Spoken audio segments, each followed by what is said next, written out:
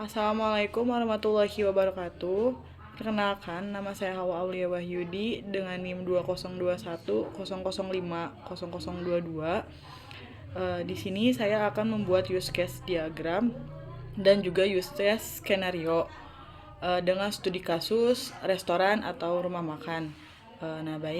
Yang pertama saya akan membuat use case diagramnya terlebih dahulu. Langsung saja untuk pembuatan use case diagramnya.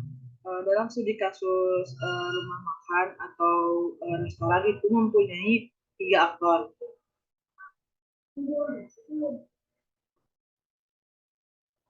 Nah, untuk aktor yang pertama yaitu koki.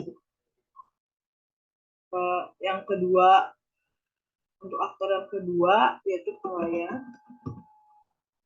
Dan untuk aktor yang terakhir yaitu kasir.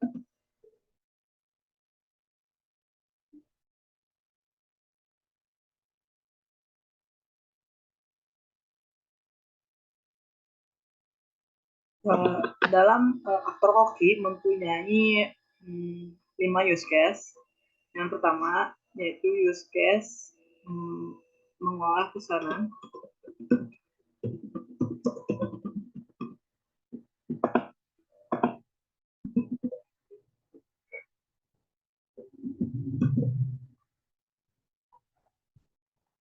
Selanjutnya yaitu melihat pesanan.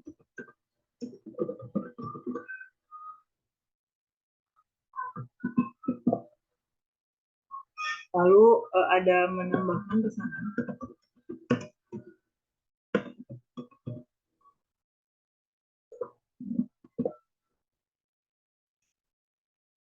Selanjutnya yaitu menghapus pesanan.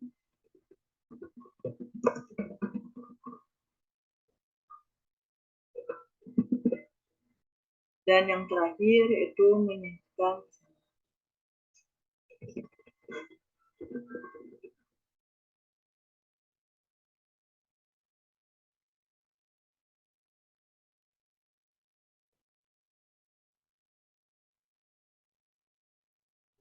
Dan dari use case ini bisa disambungkan saja ke sini.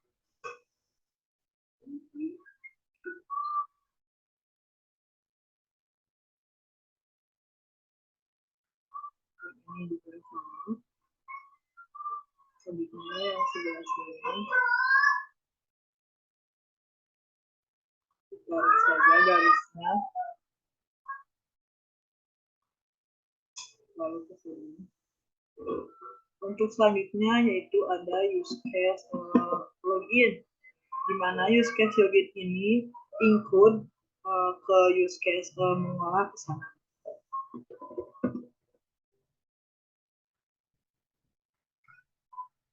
Untuk aktor yang kasir itu mempunyai 3 use case.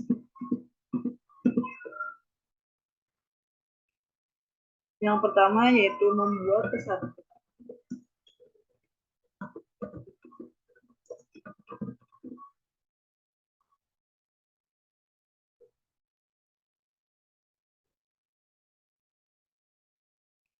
Selanjutnya yaitu menerima list pesanan.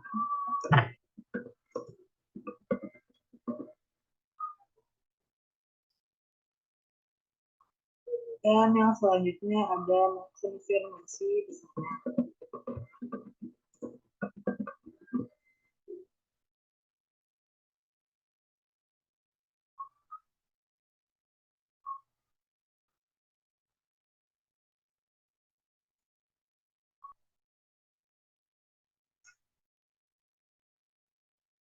Ini bisa ditarik saja garisnya. Ini juga sama.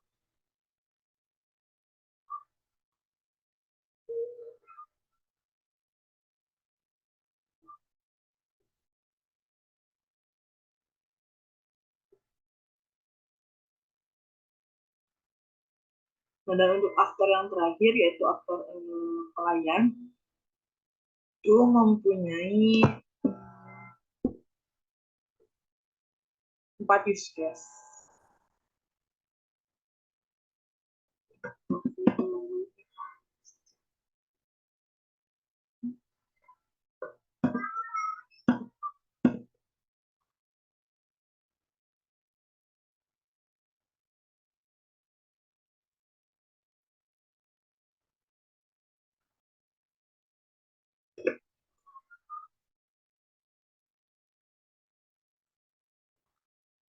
use case yang pertama yaitu memproses pembayaran.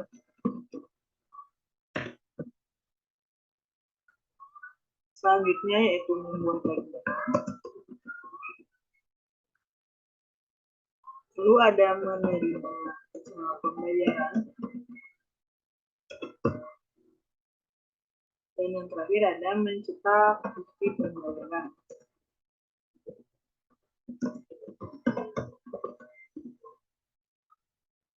Kemudian ini bisa kita bisa juga misalnya ke sini.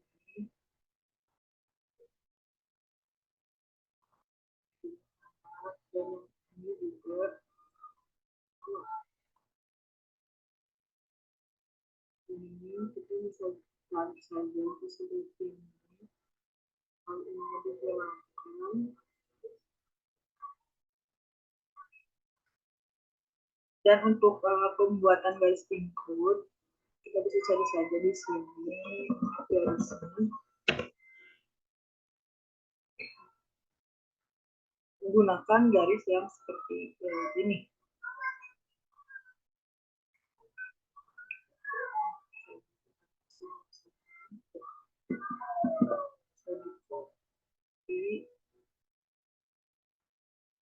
Dan disesuaikan juga.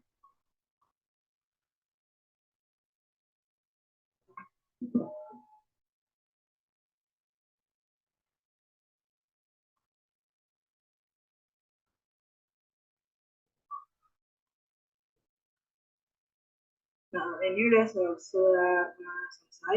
Kurang lebih seperti ini pembuatan use case diagram dengan studi kasus restoran. Sini ada Koki mengolah pesanan. Koki juga dapat mengolah pesanan, menambahkan pesanan, menghapus pesanan, dan juga menjadikan pesanan. Lalu ikut ke login.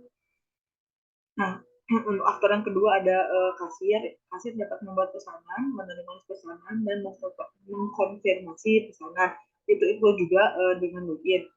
Untuk aktor yang terakhir yaitu pelayan ada bisa memproses pembayaran. Oh, sebentar. Ada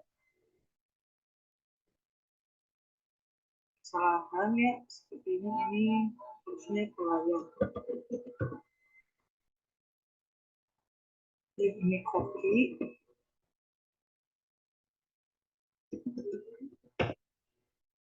Dan ini siap.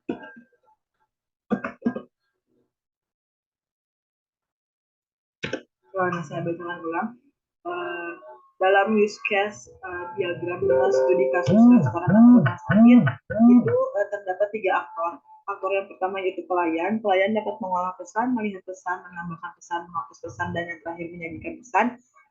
Aktor yang kedua yaitu Koki. Koki dapat membuat pesanan, mengkonfirmasi pesanan, dan juga menerima pesanan. Dan untuk aktor yang ketiga yaitu kasir. Kasir dapat berproses pembayaran, membuat tagihan, menerima pembayaran, dan mencetak bukti pembayaran. Dari use case ini itu include dengan login.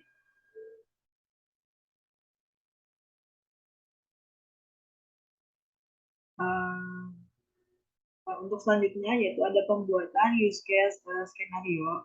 Berikut ini adalah hasil pendefinisian beberapa use case skenario dari masing-masing use case yang telah didefinisikan sebelumnya.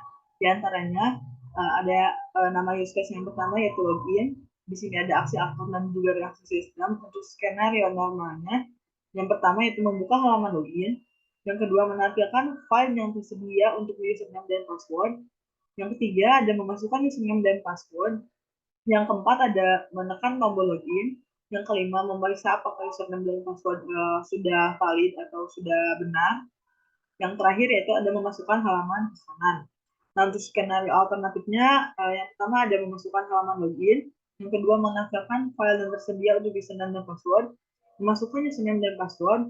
Yang keempat menekan tombol login. Yang kelima memeriksa apakah username dan password sudah sesuai atau sudah valid. Yang keenam menampilkan halaman pesanan tidak valid untuk login. Yang ketujuh ada memasukkan username dan password.